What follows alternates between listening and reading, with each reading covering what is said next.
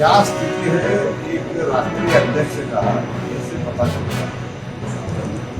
तो राष्ट्रीय अध्यक्ष वही है और राष्ट्रीय अध्यक्ष होते हाईकमान के हाथ में। इस राष्ट्रीय अध्यक्ष के अलावा और कौन सा हाईकमान है? तो मैं पहले से ही बोल रहा था खड़गे साहब, I have lot of respect for him and regularly I have interacting and interacted with him in Parliament.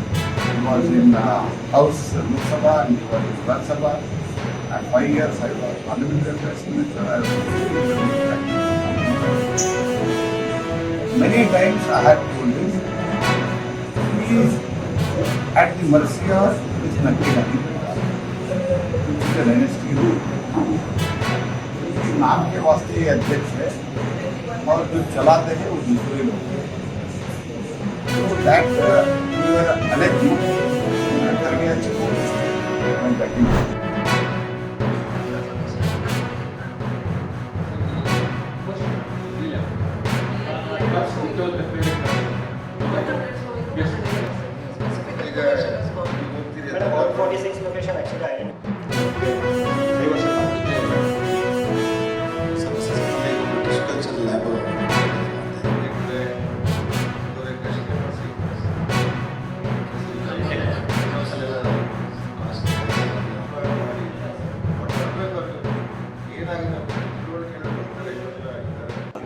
ಚರ್ಚೆಯನ್ನು ಮಾಡಿದ್ವಿ.